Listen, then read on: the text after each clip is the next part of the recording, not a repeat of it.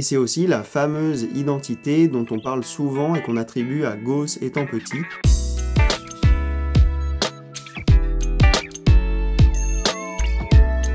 Bienvenue sur Naël Prépa, la chaîne de référence sur le programme de prépa. On se retrouve aujourd'hui pour une vidéo récap sur le symbole somme. On va donc revoir l'essentiel du cours sur cette notion. Alors avant de parler du symbole somme en lui-même, on va poser un peu les bases du contexte dans lequel on travaille.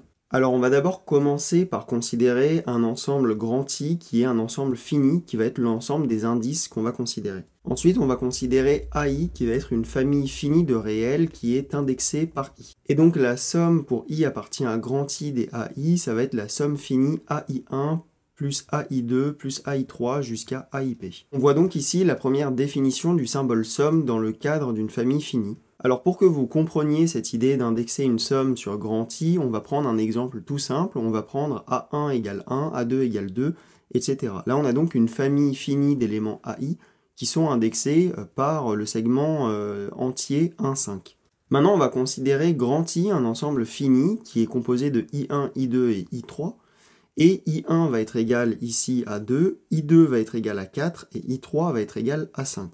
Et donc dans ce cas, la somme pour I appartient à grand I des AI, ça va être égal à AI1 plus AI2 plus AI3, qui va être égal à A2 plus A4 plus A5. Donc voilà l'idée qu'il y a derrière ces notations peut-être un peu barbares en première intention, d'indexer une famille finie de réels sur une famille finie d'éléments grand I. On va maintenant pouvoir étudier les deux propriétés principales d'une somme finie que vont être les deux éléments de la linéarité. On va donc considérer UN et VN, deux suites de nombres réels. On va considérer lambda qui appartient à R, et on va considérer P et Q, deux entiers naturels qui sont tels que P est plus petit que Q. Et on va considérer ici grand I, une famille finie, qui va être l'ensemble des entiers naturels P, P plus 1, etc. jusqu'à Q-1, Q. Et alors dans ce cas, la somme pour I appartient à grand I des UI plus VI, c'est égal à la somme pour I allant de P à Q des UI plus VI. Et on a donc ici la première propriété de linéarité de la somme qui arrive, où on va pouvoir décomposer cette somme en la somme des UI d'un côté et la somme des VI de l'autre côté. Et donc voilà la première propriété de linéarité de la somme finie qu'on a ici. On va obtenir la même chose quand on multiplie les UI par un réel lambda. C'est-à-dire que la somme pour I appartient à grand I des lambda UI est égale à lambda fois la somme pour I appartient à I des UI, qui est égale à lambda fois la somme pour I égale P AQ des UI. Propriété suivante, on va étudier maintenant les propriétés de changement d'indice d'une somme finie. On va donc ici considérer une suite UN de nombres réels et P et Q, deux entiers naturels qui sont tels que P est toujours supposé plus petit que Q. On va considérer maintenant un autre nombre entier K qu'on va considérer appartenir à Z, c'est-à-dire qu'on donne la possibilité à K d'être un nombre négatif. Et on va voir la première propriété qui est la propriété de glissement d'indice. C'est-à-dire que la somme pour n égale PAQ des UN, on va maintenant vouloir la déplacer pour n qui va se balader maintenant entre P plus K et Q plus K. Donc on a toujours le même nombre d'indices dans la somme, c'est-à-dire qu'on somme toujours le même nombre d'éléments. Simplement on a fait un décalage d'indices, et en fait on aura rajouté ici à n la valeur K de partout. Donc le fait qu'on ait rajouté K de partout dans les indices, il va falloir le compenser dans l'écriture de nos indices UN, c'est-à-dire que maintenant on ne va plus pouvoir écrire cette somme sur les UN directement, mais sur les UN moins K.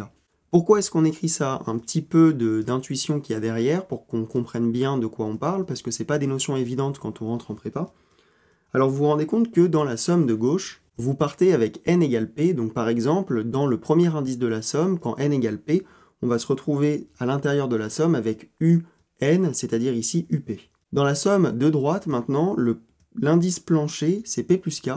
Donc si on avait laissé UN, on se serait retrouvé ici avec du UP plus K. Or, nous, on ne veut pas sommer à partir de UP plus K, on veut obtenir UP en premier indice. Donc comme n est ici égal à P plus K, il va falloir considérer UN moins K, de manière à se retrouver avec UP en premier indice de la somme.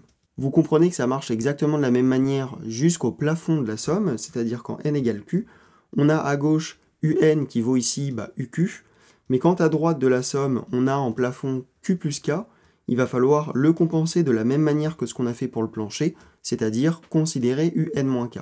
Et on se rend compte donc que la somme de droite est égale à la somme de gauche, à partir du moment où le décalage d'indices qu'on a fait dans la somme, il va falloir le compenser en le retirant dans l'expression des termes de la somme. Alors là, on avait fait dans la première somme, la première égalité, on avait fait un glissement d'indices. Maintenant, on va essayer de regarder ce qui se passe quand on fait une inversion d'indices.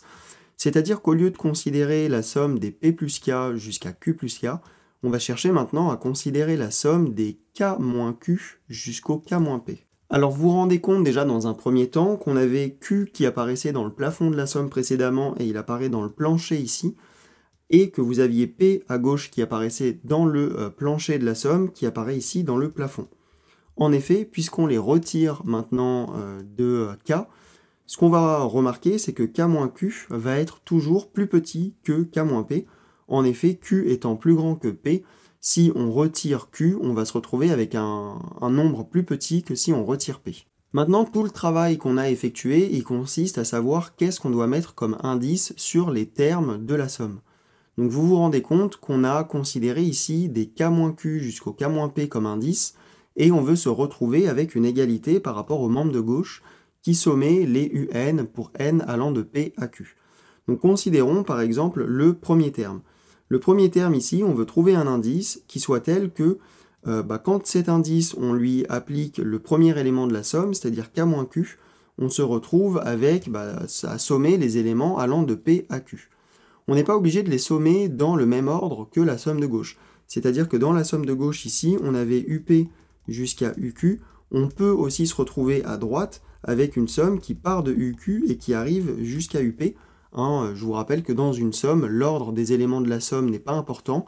On dit que la somme est une opération commutative. Donc revenons à nos moutons. Qu'est-ce qu'il va falloir mettre ici dans cette somme de manière à se retrouver à avoir tous ces éléments-là qui sont égaux à tout ceci? Eh bien, vous vous rendez compte que si vous considérez K moins N ici, vous allez en effet sommer les éléments allant de Q jusqu'à P par valeur décroissante de l'indice. C'est-à-dire que si vous considérez K moins N, quand vous prenez le plancher de la somme, vous allez vous retrouver à sommer UQ, et quand vous prenez le plafond de la somme, vous allez vous retrouver à sommer UP. Et vous allez sommer tout ce qu'il y a entre K moins Q et K moins P. C'est-à-dire que dans cette somme-là, vous allez retrouver exactement les mêmes éléments que dans cette somme-là. Ils vont juste apparaître dans un sens inversé. Donc voilà pour ce qui est de ces deux premières propriétés qu'on a également pu voir sur les changements d'indice. On appelle ça un glissement pour le premier et une inversion pour le second. Enfin, on va regarder la dernière propriété dont on peut parler sur les sommes. On va regarder la notion de produit de somme finie. On va donc encore une fois considérer UN, Vn deux suites de nombres réels et P et Q deux entiers naturels qui sont tels que P est plus petit que Q. Et on veut maintenant regarder que vaut le produit de la somme pour i égale 0 à p des ui fois la somme pour j égale 0 à q des vj. Qu'est-ce qui va se passer? En fait, ce qui va se passer, on peut le regarder par exemple sur un premier exemple très simple. Si vous regardez u1 plus u2 fois v1 plus v2 plus v3, c'est-à-dire vous considérez ici que p est égal à 2 et que q est égal à 3. Alors vous allez vous retrouver avec U1V1 plus U1V2 plus U1V3 plus U2V1 plus U2V2 plus U2V3. Et donc vous vous rendez compte que vous commencez par sommer sur I, puis une fois que vous avez fixé l'élément I que vous allez considérer dans la suite des UN, vous allez ensuite sommer sur tous les éléments VJ qui vous restent. C'est-à-dire que là, vous avez à chaque fois U1 qui se répète, et vous allez du coup sommer sur les coefficients J qui se baladent entre 0 et Q. De la même manière, dans le changement d'éléments que vous considérez dans la suite des UN, vous considérez U2 et ensuite vous allez sommer sur les VJ. Cette propriété, évidemment, s'étend ou se généralise à P et Q quelconque, et donc vous allez retrouver en fait d'abord la somme sur I pour I égale 0 à P, puis ensuite la somme sur J pour J égale 0 à Q, des UI VJ. Et donc voilà comment est-ce que vous effectuez le produit de deux sommes. Voilà ce qu'on peut dire sur le produit de deux sommes, sur ces propriétés-là. Donc on a vu les glissements d'indices, les inversions d'indices, le produit de deux sommes, fini ici évidemment. Et on va conclure rapidement en rappelant les sommes connues et les identités remarquables sur ces sommes-là. Alors je vous rappelle que la somme pour k égale 1 n des 1 est égale à n. Pourquoi? Parce qu'ici, vous sommez n fois la valeur 1, c'est-à-dire que vous effectuez 1 plus 1 plus 1 plus 1 n fois, et vous tombez donc par définition sur la valeur n. Maintenant, la somme pour k égale 1 à n des k, qu'est-ce que ça représente? Ça va représenter 1 plus 2 plus 3 plus 4 plus 5 plus 6 plus 7, etc. jusqu'à n. Vous vous rendez compte que ça, c'est égal à n plus 1 sur 2. Et c'est aussi la fameuse identité dont on parle souvent et qu'on attribue à Gauss étant petit. L'histoire veut que son maître d'école ait demandé aux étudiants de faire la somme de tous les éléments de 1 à 100, et que Gauss en fait a remarqué qu'on pouvait sommer en obtenant plein de fois la valeur 100. Je vais vous donner un exemple et je vais vous l'écrire. En fait, considérons la somme, avant de considérer la somme, on va d'abord commencer par écrire tous les nombres entiers entre 0 et 100. En fait, qu'est-ce que Gauss a remarqué? Il a remarqué que si on faisait 100 plus 0, on trouvait la même chose que 99 plus 1, on trouvait encore la même chose que 98 plus 2, que 97 plus 3, etc., etc., et que donc à chaque fois, en partant des extrémités, on pouvait additionner les deux extrêmes de manière à trouver systématiquement 100. Et donc, avec cette remarque, Gauss identifie le fait que cette somme va être égale à n plus 1 sur 2, où n, ici, représente la valeur 100. Donc voilà pour cette identité et la petite histoire qui se cache derrière. Évidemment, si on vous demande de prouver la valeur de cette identité, ou plutôt de prouver cette identité, je vous rappelle que ça se montre très facilement par récurrence. Maintenant, si on regarde la somme des carrés, on va trouver une autre identité assez remarquable. On va trouver que la somme des carrés pour k allant de 1 à n est égale à n plus 1, 2n plus 1 sur 6. Et voilà pour ce qui est des trois identités assez importantes à connaître. Je vous encourage vivement à connaître ces résultats et à vous rappeler simplement qu'il faut procéder par récurrence pour les démontrer. Et voilà, cette vidéo touche à sa fin. J'espère que vous avez pu bien réviser ou bien apprendre de nouvelles choses.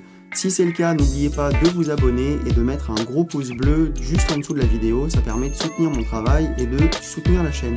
Sur ce, je vous dis à bientôt pour une prochaine vidéo. Ciao ciao!